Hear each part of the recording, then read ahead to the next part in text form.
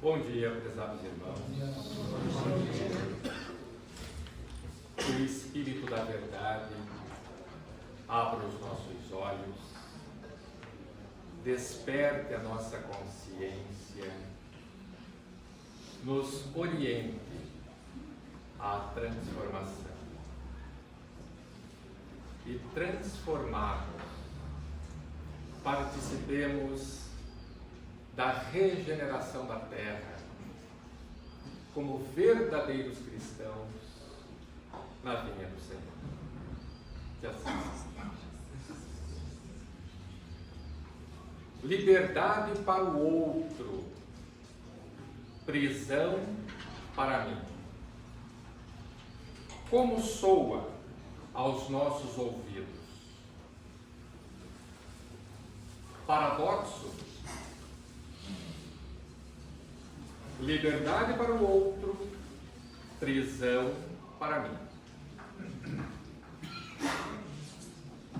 O nosso egoísmo, de tal forma alimentado, que se nós neste momento estivéssemos ouvindo liberdade para mim, prisão para o outro, soaria de uma forma bem mais agradável. Não é verdade? Mas liberdade para o outro e prisão para mim, sobre o que poderíamos estar falando? Em que momento nós estamos nos aprisionando e deixando o outro livre? Este é o propósito desta manhã, de construirmos juntos esta reflexão. Estamos falando então de perdão. Perdoar e desculpar. Sinônimos para nós? Será que nós entendemos que perdão e desculpa são a mesma coisa? Nós não temos o objetivo de ressignificar a palavra desculpa, desculpar.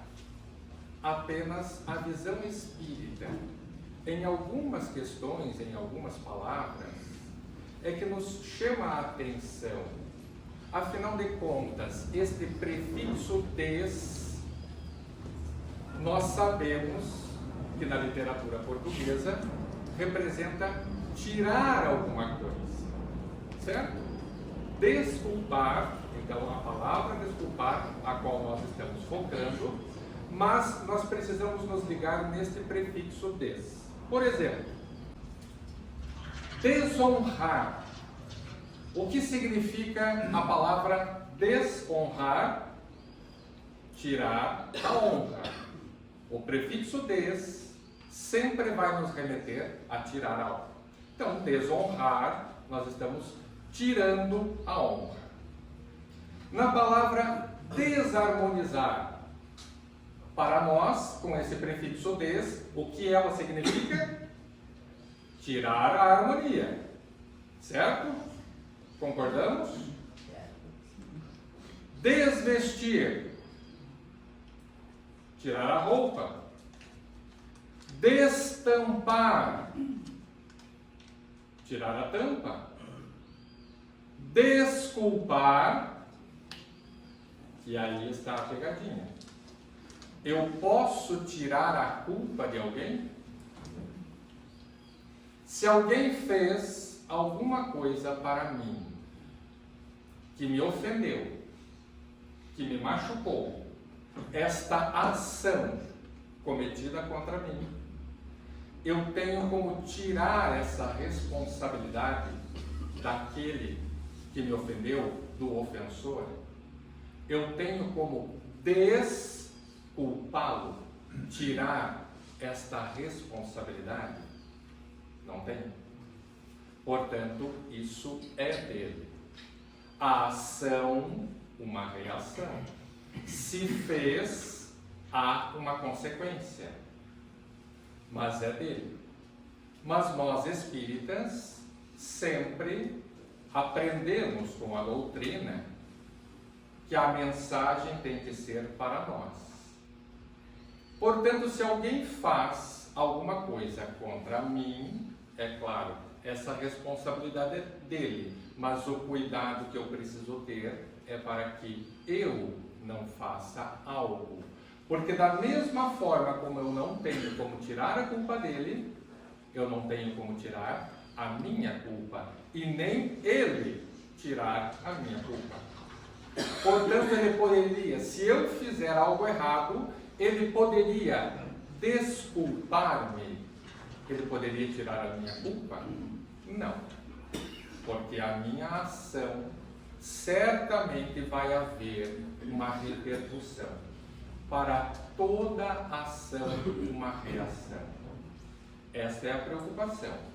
Mas, voltando ao outro, eu não posso tirar a sua culpa, mas eu posso perdoá-lo. Se eu, nesta questão, compreendendo que eu não posso tirar a sua culpa, mas posso perdoá-lo, é quando eu estou, ao interpretar equivocadamente que eu não tenho como perdoá-lo, então eu estaria preso e ele livre. Ele fez.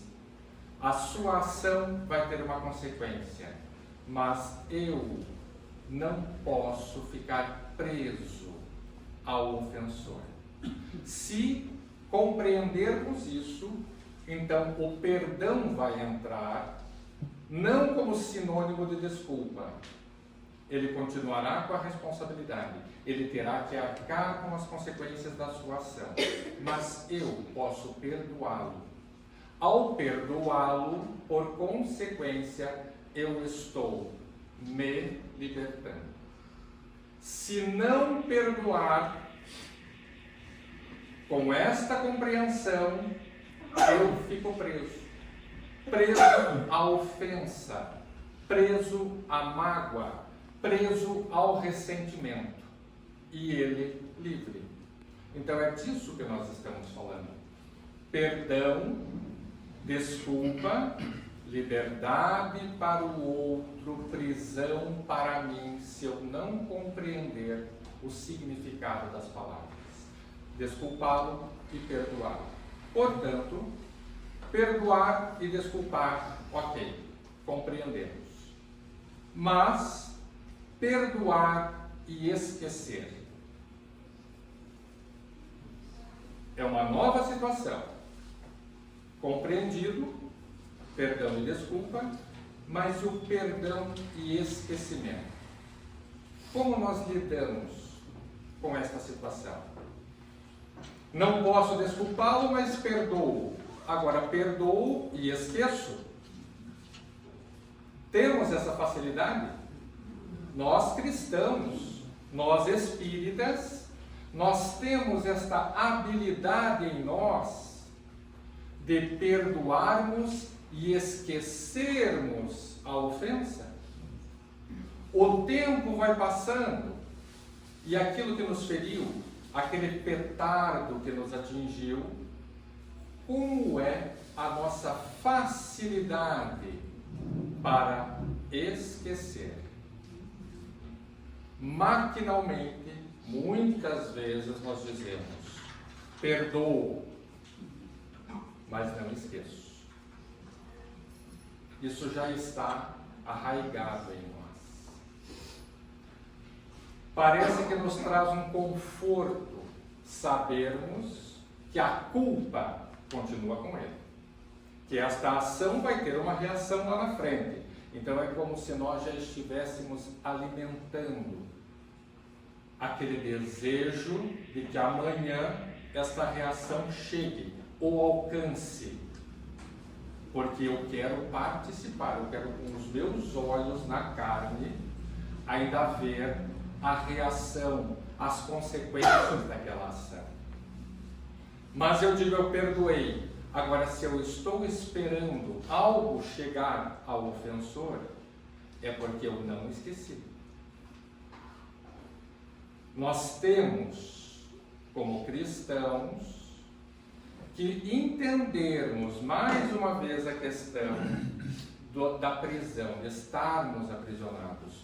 Porque se não esquecermos, então passa o tempo, 1 ano, 2 anos, 3 anos, 10 anos, 20 anos, e nós continuamos revivendo, ressentindo aquela ofensa que nos foi feita.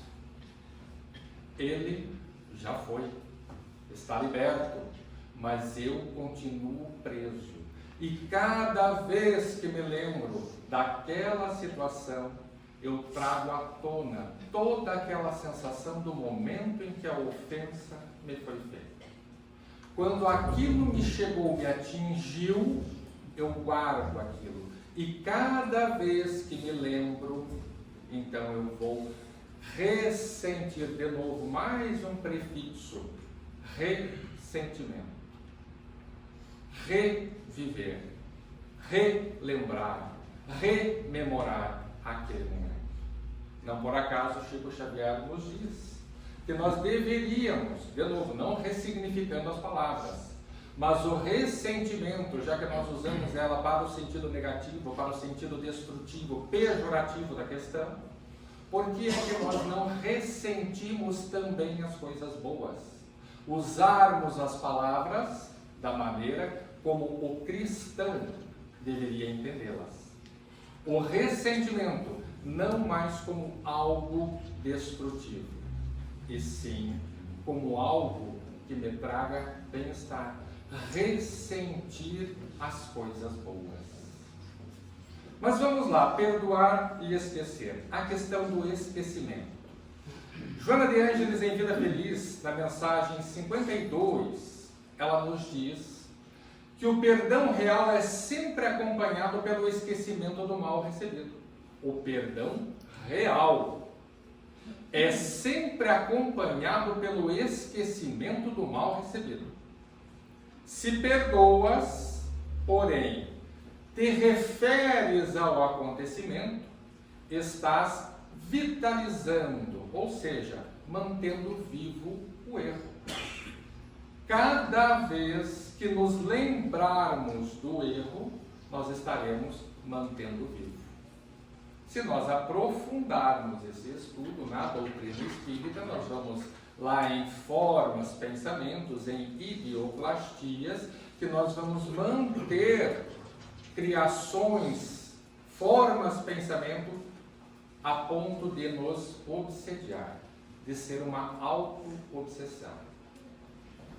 O que nós estamos fazendo conosco em relação às lembranças do passado? As lembranças daquilo que nos fez mal. Nós estamos hoje construindo a nossa libertação ou o nosso aprisionamento? Nós estamos compreendendo que por alto amor eu preciso me libertar através do perdão e do esquecimento. Chico Xavier pergunta a Emmanuel, na questão 340 do Consolador, se perdão e esquecimento devem significar a mesma coisa. Emmanuel responde que para a convenção do mundo, ele não está falando para os cristãos, ele não está falando para nós, espíritas ou simpatizantes do espiritismo. Ele está falando que, para as convenções do mundo, o perdão significa renunciar à vingança, sem que o ofendido precise esquecer plenamente a falta de seu irmão. Mas convenções do mundo. Desta forma é que nós, por esses atavismos religiosos, o que nós já estamos trazendo de outras existências, nós estamos alimentando esses sentimentos e essas interpretações equivocadas. Então nós estamos neste contexto de convenção do mundo. O ofendido perdoar, renunciar à vingança, sem que o ofendido precise esquecer plenamente a falta de seu irmão. E é por isso que dissemos e dizemos perdoo, mas não esqueço. Porém, Emmanuel fala para nós, entretanto, para o espírito evangelizado, perdão e esquecimento devem caminhar juntos. Por quê? Esta é a questão. Perdão e esquecimento. O nosso esforço em esquecer. Nós não podemos, é claro, sermos hipócritas e dizermos que algumas coisas que nos atingem, quando são feitas, elas têm um peso, às vezes, maior do que nós imaginamos ser possível suportar. Então, dependendo do peso da mão e da qualidade do grafite, em que a ofensa seja escrita, é difícil apagar. Pode ser que fique borrado, nós conseguimos, por mais que passemos a borracha sobre, ainda assim nós conseguimos ver o borrão. Vai depender também da qualidade da borracha. Mas nós podemos ver o grafite borrado. Agora, se uma borracha de boa qualidade e um grafite que também não tenha marcado o papel com tamanha, o registro não tenha sido feito de uma forma tão grave, ao passarmos a borracha pode ser que desapareça completamente. Mas ainda assim, o peso da mão que escreveu pode ter marcado o papel. E esse nós não vamos conseguir tirar. Então é claro, existem essas situações. Agora, a questão é, mesmo que lá na frente eu me lembre, mas por alto amor, eu não quero estar preso. Eu preciso da libertação, que é o que nós vamos ver aqui na sequência, o porquê desta libertação. De não levarmos conosco e também de não fazermos para que o outro leve de nós. Porque certamente, no futuro, se esta marca foi feita a tal ponto de não sair do papel do nosso coração, da nossa alma, quando nos lembrarmos, não vai ter o peso negativo, destrutivo, pejorativo do ressentimento. Não terá em nós o desejo de vingança. Já não mais nos fará mal, mas é claro que aquilo está registrado. Faz parte. Agora, como é que nós vamos lidar com essa situação é que faz a diferença. Por isso a questão das convenções do mundo e para o espírito evangelizado, o perdão e o esquecimento precisam caminhar juntos. Por quê? Foi Cristo que nos disse, Mateus, no capítulo 5, anotou: reconciliai-vos o mais depressa possível com o vosso adversário, enquanto estáis com ele a caminho. Onde isso está nos levando? Pensarmos nesse registro, na força que foi escrito, a qualidade do grafite, de que forma isso foi marcado na nossa vida. Mas agora pensemos, e se fomos nós aqueles que marcamos? Reconciliar o mais rápido possível com o adversário. Mais uma vez, por quê? Porque é tão importante nos reconciliarmos, nos esforçarmos para que sejamos perdoados. A culpa continuará conosco. Da mesma forma ao outro. Por que perdoarmos? A culpa continuará com ele. O Evangelho segundo o Espiritismo, capítulo 10, Bem-aventurados os misericordiosos, item 6, Allan Kardec nos diz: a morte, como sabemos, não nos livra dos nossos inimigos. Os espíritos vingativos perseguem muitas vezes com seu ódio no além-túmulo aqueles contra os quais guardam rancor. Guardar rancor de mim. Fiz, errei, um equívoco. Agora, não nos esquecermos de repararmos o mais rápido possível, de termos a humildade em pedir perdão. Ao contrário de perdoarmos, porque tantos são os ofensores que desencarnam quanto os ofendidos. E se nós, na qualidade de ofendidos no mundo espiritual, o que é que nós continuaremos alimentando? As reuniões mediúnicas vêm nos trazendo os nossos irmãos infelizes, e a grande maioria das mensagens, das comunicações, sempre vai ter este teor de mágoa, de ressentimento, de ódio, porque não conseguiram apagar, porque não conseguiram esquecer a ofensa. A preocupação que precisamos ter. Se nós estamos falando de doutrina espírita, se somos espíritas ou simpatizantes do espiritismo, somos reencarnacionistas. Se somos reencarnacionistas, a nossa crença é na imortalidade da alma. A alma é imortal? Temos esta certeza? Sim. Talvez, quando falamos que a nossa certeza de a alma ser imortal, será que de alguma forma já não está meio que no piloto automático na nossa fé?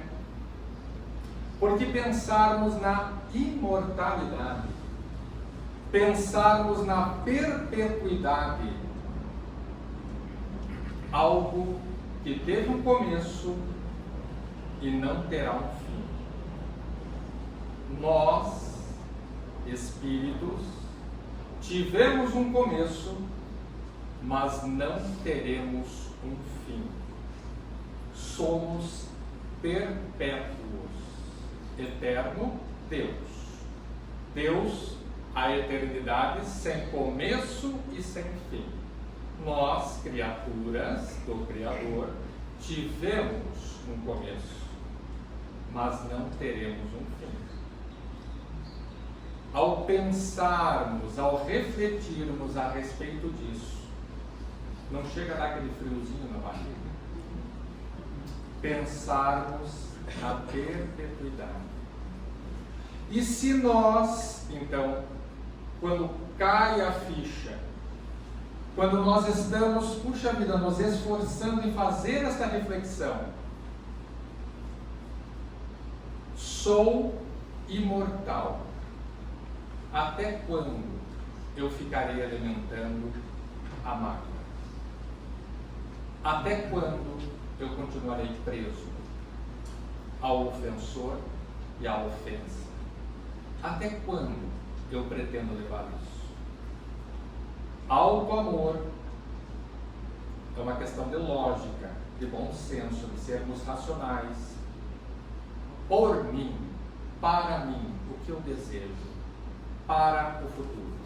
A prisão ou a liberdade? Viver feliz ou então amargurado, preso no ressentimento? A morte não nos livra dos nossos inimigos.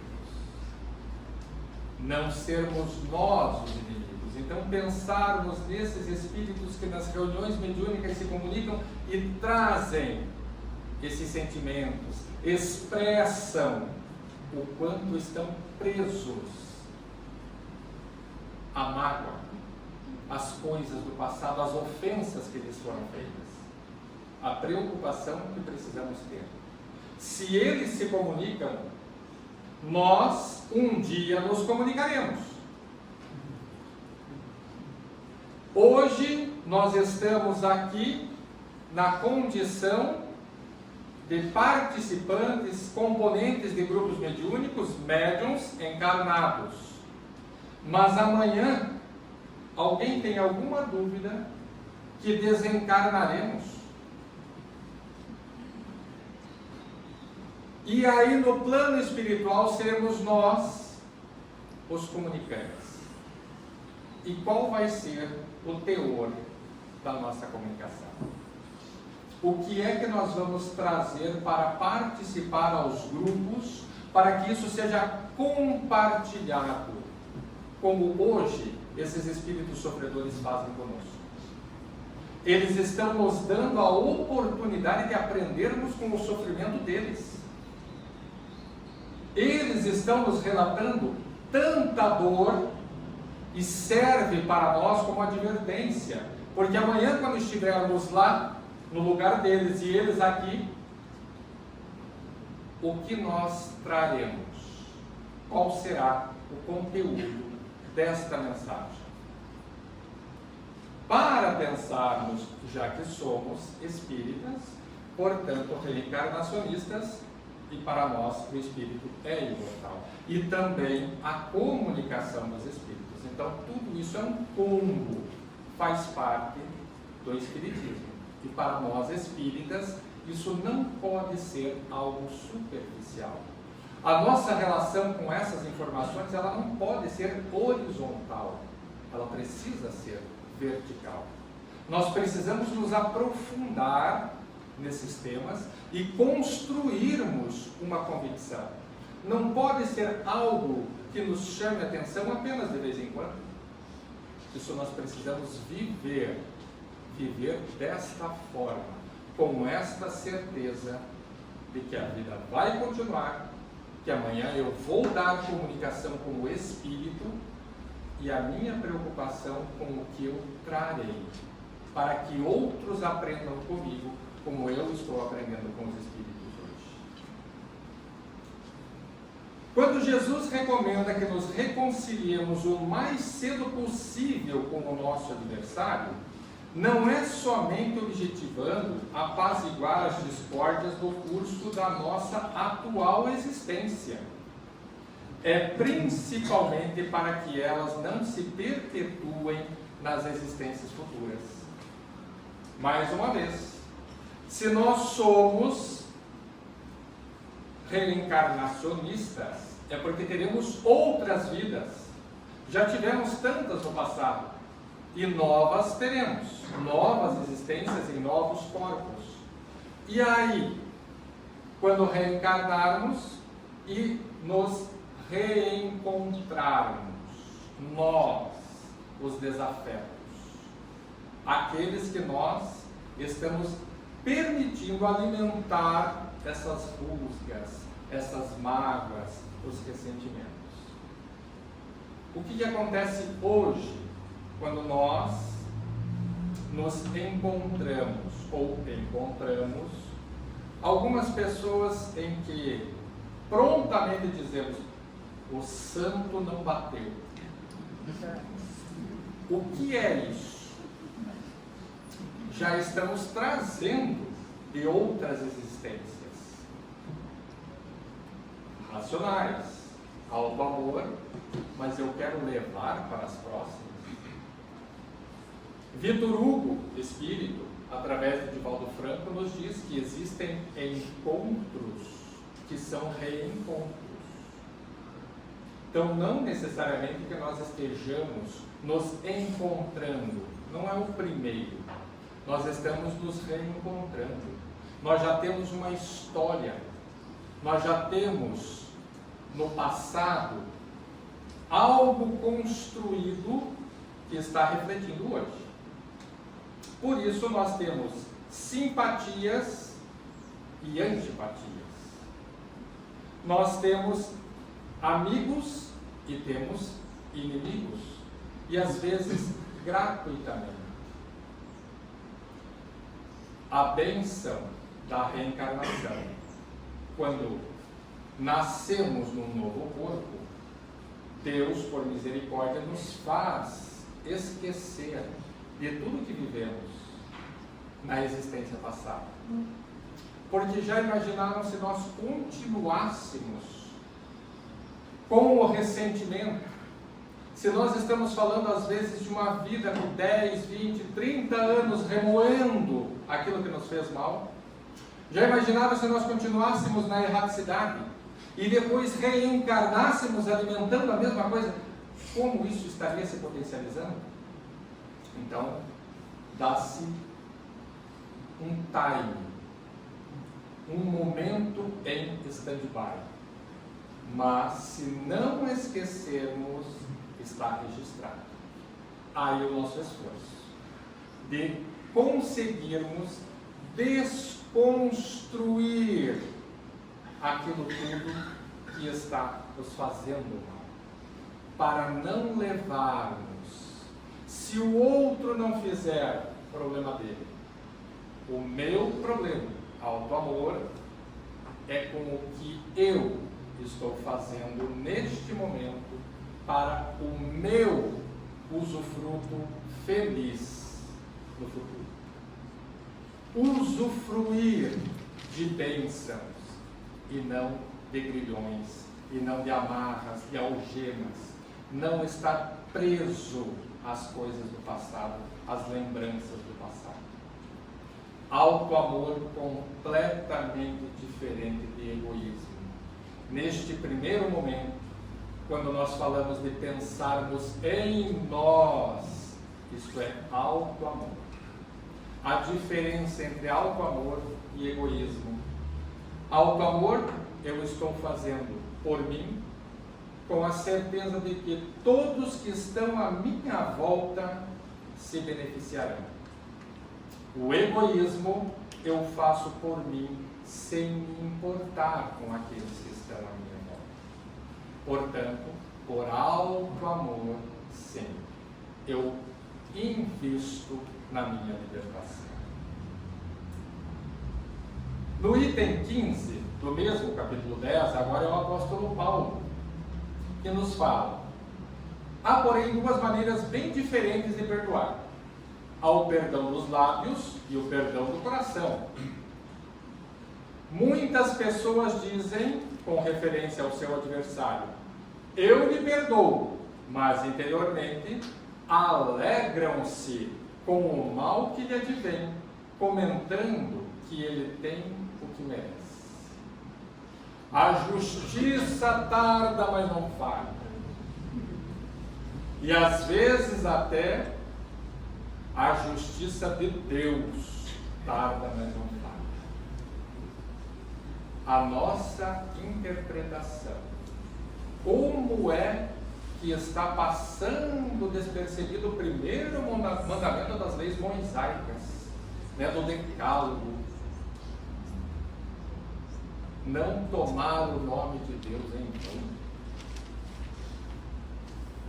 Está contido, não usar o nome de Deus em vão. E nós estamos lá, a justiça divina não falha. No momento certo, vai pagar. Alimentamos aquele desejo de vingança. Mas, dissemos, eu perdoei. Mas a justiça divina está acontecendo. Aqui se faz, aqui se paga.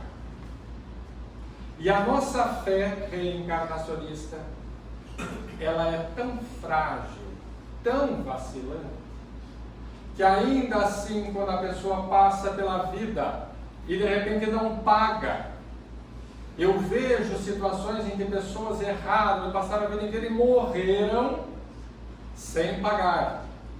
Mas cadê a justiça divina?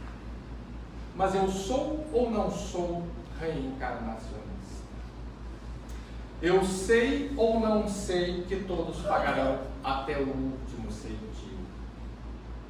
A minha fé, a minha crença, a minha convicção. Não por acaso Cristo disse: ah, se tivesseis a fé do tamanho de um grão de mostarda. Está faltando para nós investimento em convicção, em certeza de que nós não estamos amador. Existe um nauta divino. Ele está no comando, mas eu não preciso me preocupar com as reações das ações dos outros. Eu preciso sim me preocupar com as reações das minhas ações. Quando Cristo disse a semeadura é livre, a colheita será obrigatória, é a minha semeadura, é a minha colheita. Este é o olhar. Quantos não dizem, perdoo e acrescentam, mas não me reconciliarei nunca, não quero tornar a vê-lo em toda a minha vida. Perdoo, mas não me reconciliarei nunca, não quero tornar a vê-lo em toda a minha vida. Será esse o perdão do Evangelho? Nos pergunta Paulo. O perdão verdadeiro, o perdão cristão, é aquele que lança um véu sobre o passado. Esse, o único que vos será levado em conta, visto que Deus não se satisfaz com as aparências. Ele sonda o recesso do coração e os mais secretos pensamentos. Então, na linguagem popular, nós não temos como em Deus ou em nós mesmos, a nós mesmos, darmos um migué. Não tem como. Vou enganar, porque afinal de contas a boca está falando, mas o coração não sente. Então o que é que eu estou alimentando para o futuro? A quem eu estaria enganando? Àquele que eu digo que perdoei? Eu estaria enganando ao anjo guardião? Eu estaria enganando a Deus? A mim mesmo? A quem eu pretendo enganar quando a boca está falando e o coração não participa? O esquecimento completo e absoluto das ofensas é peculiar às grandes almas. O rancor é sempre sinal de baixeza e de inferioridade. Aqui, quando Paulo nos fala, é algo bem importante também entendermos. Já dissemos que este esquecimento completo e absoluto é algo muito difícil, que dependendo do que nos foi feito, nós temos dificuldade. O problema é como consumimos isso, de que forma, como nós já dissemos. Agora, afirmarmos que nós esquecemos completa e absolutamente uma ofensa, é Paulo que nos diz, isto é peculiar às grandes almas. E esta é a nossa condição. Somos grandes almas? Ainda nos falta um pouquinho, né? Pode ser, agora falta 20 para as 11, pode ser que até as 11 nos tornemos. Em 20 minutos pode ser que nos tornemos grandes almas. Penso que vai ser meio difícil. Mas, ao longo desta existência, enquanto estivermos na erraticidade e nas próximas existências, com toda certeza, seremos um dia grandes almas. O problema é que nós estamos adiando o começo. Nós estamos deixando para depois, para amanhã. Precisamos começar agora. Sermos grandes almas, o exercício começa neste momento. O que eu quero para mim no futuro? Ser uma alma maior? Quero me tornar digno e merecedor da confiança de Deus em mim, como um trabalhador na sua seara? Quero que Deus confie a mim obras para que eu participe da regeneração da terra? Eu quero a terra regenerada. Quem não sonha com o mundo de regeneração? Agora, nós temos essa preocupação. Quando que vai acontecer? Porque, afinal de contas, nós estamos ansiosos. Nós queremos o mundo de regeneração. E não vemos a hora que ele chegue. Porque queremos usufruir de um mundo regenerado. Perguntado a Divaldo Franco, numa entrevista agora que ele deu à FEB nesta conferência, então ele diz assim, que esta preocupação, tenhamos certeza que o mundo de regeneração vai acontecer agora, neste terceiro milênio. Vai acontecer neste terceiro milênio. Veja só como isso nos traz um alento. Porque, afinal de contas, até o dia 31 de dezembro de 2999, nós estamos no terceiro milênio. A preocupação que nós estamos alimentando, né, porque queremos usufruir do mundo de regeneração. A pergunta é, o que eu estou fazendo para que o mundo se regenere? A minha contribuição. Porque talvez estejamos esperando o mundo se regenerar para então eu me regenerar. A minha participação. O que eu posso fazer? Me tornando um exemplo, uma grande alma para que o Senhor possa contar comigo. A grande alma esta, que certamente saberá lidar com as ofensas e com os ofensores, não alimentando esta mágoa, esta raiva, ódio, ressentimento. Vamos lá. Capítulo 12. Amai os vossos inimigos. Geralmente é Kardec que nos diz que há geralmente equívoco no tocante ao sentido da palavra amar neste passo. Amar os inimigos, amar os ofensores, amar aqueles que nos feriram, que nos machucaram. Não pretendeu Jesus, diz-nos Kardec, assim falando, que cada um de nós tenha para com o seu inimigo a ternura que dispensa a um irmão ou amigo. É claro, é isso que dissemos, a qualidade da borracha, do grafite, o peso da mão. Termos para com o inimigo a mesma ternura neste momento que dispensamos a um irmão ou um amigo. A ternura pressupõe confiança. Ora, ninguém pode depositar confiança numa pessoa sabendo que esta lhe quer mal. Ninguém pode ter para com ela expansões de amizade sabendo-a capaz de abusar desta atitude. Isto precisa ser fato para nós. Termos a compreensão com quem nós estamos nos relacionando. Não julgamos, não vamos fazer a ela, retribuir a ela aquilo que ela esteja significando num contexto de sociedade.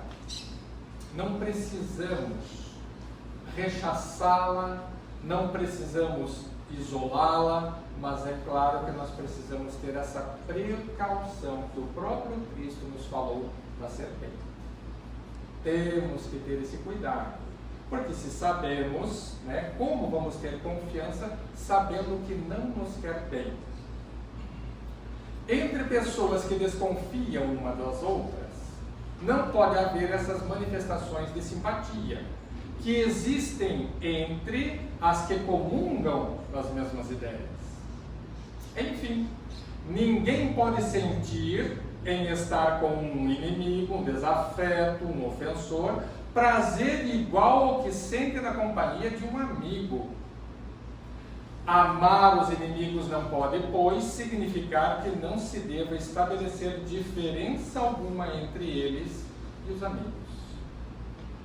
Quando nós, na rua, estamos caminhando E de repente nós encontramos aquelas pessoas que nós não temos a simpatia, que nós não confiamos. O que geralmente acontece conosco? Assumamos essa postura, porque isso é ser humano. Futuramente será diferente, quando formos grandes almas. Mas neste primeiro momento, geralmente nós não atravessamos a rua, olhamos para cima, fazemos de conta que não enxergamos. Se nós estamos no mercado, mudamos de corredor, porque afinal de contas nós não temos interesse em encontrar aquela pessoa, em conversar com aquela pessoa natural. Agora, e se for um amigo? Se for alguém que queiramos bem, que faz tempo que não vemos, qual é o nosso comportamento? É natural. É dessa forma que nós agimos. Estamos equivocados em alimentarmos sentimentos, condutas que são de alguma forma anticristãs. Estamos trabalhando para isso. Nós estamos neste movimento crescente, vertical, saindo da horizontalidade, compreendendo que se nós desarmarmos, certamente vamos desarmar, mas por hora, com todo cuidado. Agora, analisarmos as nossas ações, a nossa conduta e percebermos, fiz o certo. Desta forma, agir como um cristão? Esta é a pergunta.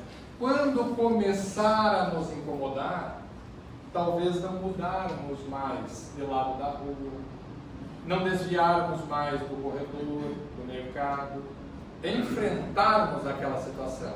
Se ela virar as costas, mais uma vez, é problema dela. A nossa iniciativa em tentarmos desfazer aquela animosidade, aquela desconfiança. Pode ser desta vida, ou como vimos, estamos trazendo de outra vida. Mas precisaremos um dia desfazer. Então, por que não começarmos hoje? Agirmos como cristãos, de uma forma diferente. Mas então, o que é perdoar e amar? No capítulo 12. É não lhes guardar ódio, nem rancor, nem desejo de vingança. Vamos lá, vamos nos autoavaliar. É desta forma que nós procedemos? Isso é honesto quando respondermos a essas questões? Não guardamos ódio, nem rancor, nem desejo de vingança? Não opor nenhum obstáculo à reconciliação com eles. É isso. Enfrentarmos aquela situação. É desejar-lhes o bem e não o mal. É experimentar júbilo, alegria, em vez de pesar com o bem que lhes advém. E agora? A recomendação de Kardec. Aquele que nos machucou, aquele que nos feriu, que nós estamos ali nos esforçando para desfazermos desta situação. Quando eles experimentam uma sensação boa na vida deles, quando algo de bom lhes acontece, como nós nos sentimos? Será que nós sentimos essa alegria porque algo bom lhes aconteceu? Olharmos para dentro de nós e nos enxergarmos o quanto está faltando para sermos grandes almas. Como está faltando investimento em nós para nos tornarmos grandes almas. Muito ainda teremos que fazer, mas precisamos começar. E mais uma vez, talvez estejamos deixando para amanhã. Mas não falamos que somos imortais? Então por que não deixar para a próxima vida? para as próximas existências. E aí nós vamos protelando, protelando. E a verdadeira felicidade, que quanto mais investirmos hoje, mais cedo usufruiremos, viveremos a verdadeira felicidade, que já está no Antigo Testamento, não é deste mundo. O quanto eu quero, de fato, honestamente, ser feliz. Desamarrando, desapegando das coisas que atrapalham a minha marcha, a minha evolução. Socorrê-los quando se apresentar a ocasião, não ter dificuldade em socorrê-los, em ajudá-los, mas tudo isso vai nos mostrando quão difícil é para nós. Mas o Evangelho, segundo o Espiritismo, é a nossa bússola, é a nossa orientação. Por mais difícil que seja, é por ele que nós temos que seguir. Se não conseguirmos completamente, mas é um esforço.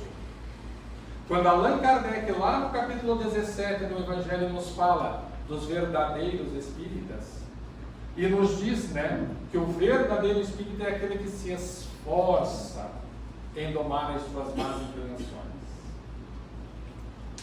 Kardec não está nos dizendo que o verdadeiro espírita é o que está pronto. Ele está dizendo que o verdadeiro espírita é o que se esforça em domar as suas más inclinações. Então é fazermos um pouquinho mais por nós mesmos. Se isso faz sentido para nós, se esta é a meta, é o objetivo que nós entendemos ser o melhor, então eu preciso buscá-lo. É abster-se, quer por palavras, quer por atos, de tudo que os possa prejudicar. Abster-se por palavras, por atos.